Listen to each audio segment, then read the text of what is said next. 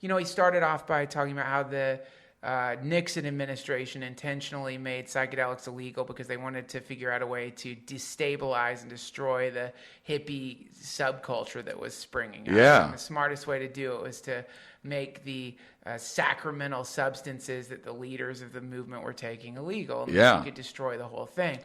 So then he talked about how because of that, all this misinformation has been distributed about psychedelics, and then how now one activist move that every person should be doing who has experienced any kind of realizations or improvement in their life conditions from psychedelics is coming out of the psychedelic closet.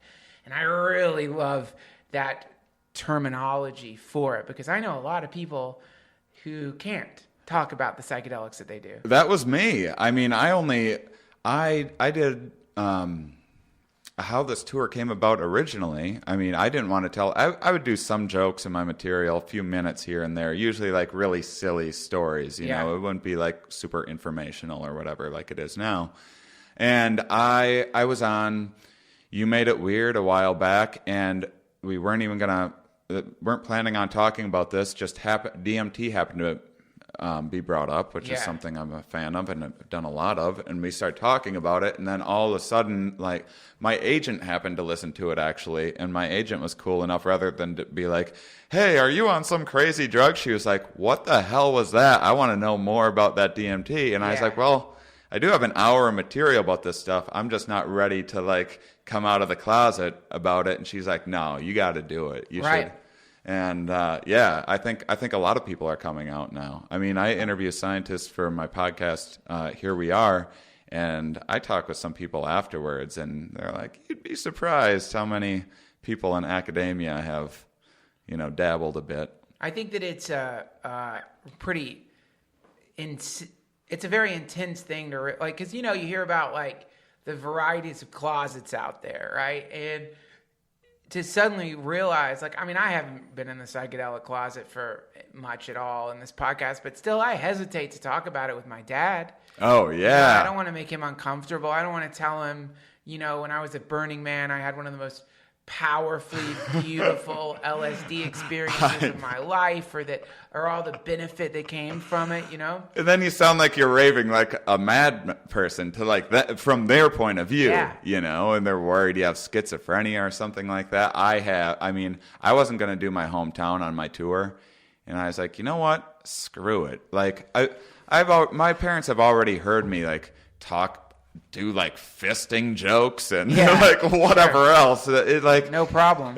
Like why can't I do the most intelligent material that I've ever written in my career? And I told my mom, I was like, this is the show that I'm doing, and you'll understand when you see it better. And she's still like so nervous about it. And they feel protective because they've been programmed to believe that these substances have some long-term neurological impact. Mm-hmm. And most of that research, if not all of it, has been skewed, slanted, fucked up intentionally, or just, I guess, through mishandling of the substances in a way that has painted a picture of these relatively harmless substances as being like just disastrous for a human's life.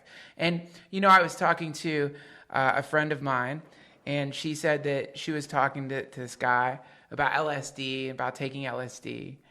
And he said to her, just be careful with it, because, a lot of people who take LSD, they end up starting farms. I hope that's what like the after school specials of the future will be like.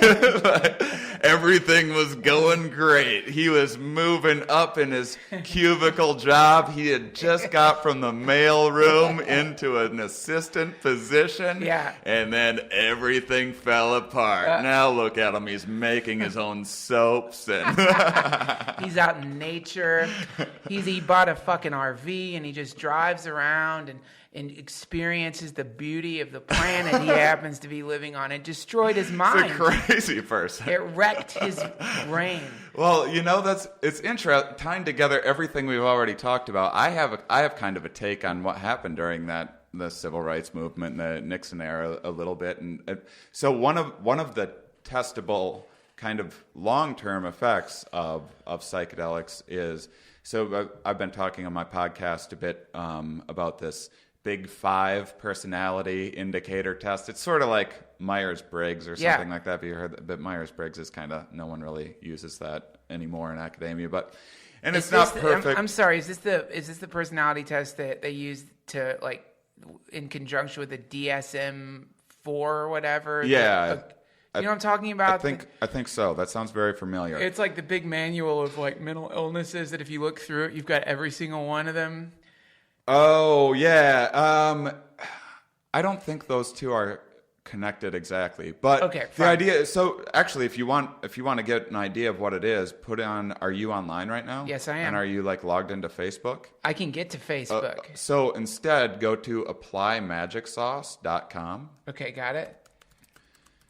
I'm going. Is this your website? No, this is a scientist at Stanford who created this, and then give it access to your Facebook, and it will tell you your personality based on your Facebook likes. Wow, that's so cool! I can't wait to do that. Let me see. Let's see if we could do it. That's genius. It happens in like Let's see. 2 seconds. Crazy. Okay, I just did it. Wow, it's actually Cambridge is inviting me to come and be a professor there from this analysis. Did that ever happen to you? This is amazing. It's like, I don't want to brag. It's saying I'm some kind of super genius. Okay, I'm logging in right now. Let's see what this does.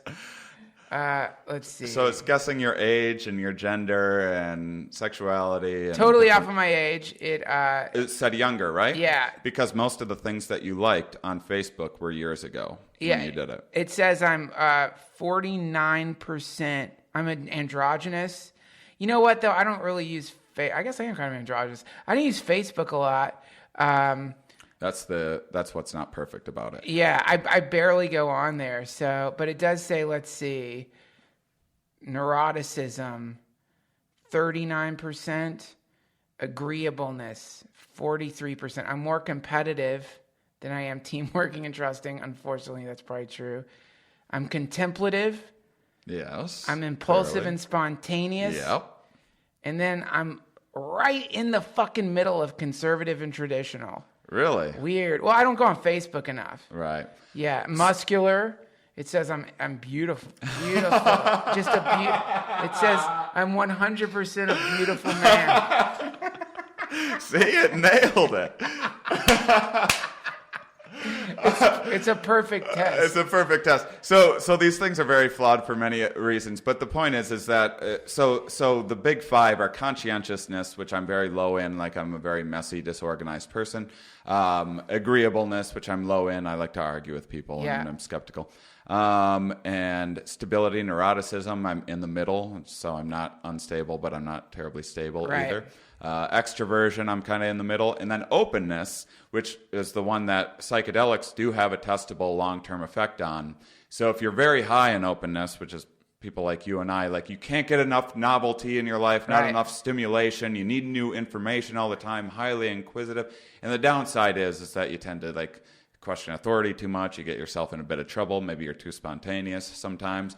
But then the people that are really low in openness, and people have evolved to have these spectrums of things for lots of reasons. They're very safe people, like their hometown is the best. Why travel outside of it? You know, your local sports are the best. Your country is the best. You haven't been to another country because that's terrifying, but you definitely know yours are because your founding fathers weren't humans. They're infallible deities, all-knowing. And, like, your church that you're raised in is absolutely the right church. The other ones sound kind of wacky and scary to you. And the benefit is a lot of these people are, like, really pillars of the community because they really follow the playbook that kind of life gives you, you know? Yeah. So these people, like, love laws, like, wish they were a little stricter, but laws are the best. So if you're a lawmaker, these are your absolute favorite people. And one thing that psychedelics have proven to do in most cases is a single dose will have a long-term effect of you will rate higher in openness for the foreseeable future for like a year or so usually.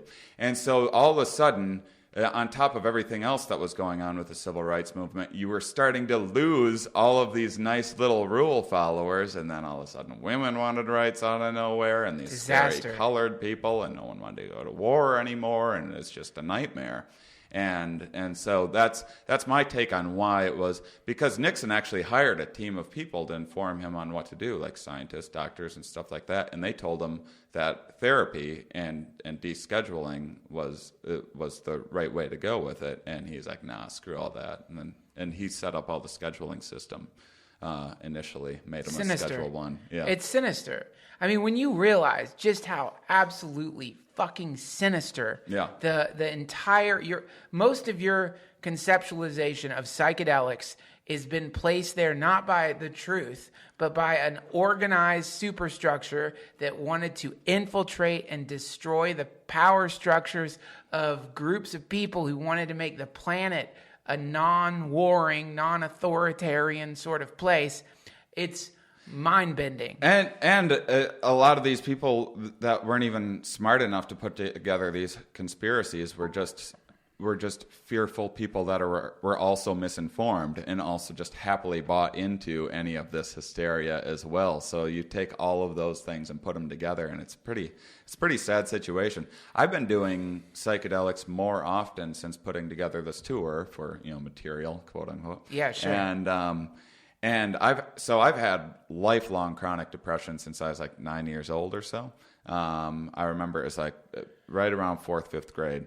And it's pretty much gone away. Just in the last year, I thought it was just going to be, this is what I'm going to live with the rest of my life. That's fine. I can handle it. And it's, I mean, I still get depressed, but I don't have chronic depression. I don't have debilitating depression anymore. Like, I don't have to sit in my room for 3 weeks straight, not being able to talk to anybody. Yeah. And that's, you hear this again and again and again. Here are so many people who are having these, massive transformations in their identity and their perception of what's important and what's not important. Yeah, just their outlook, how they treat others, their sense of empathy.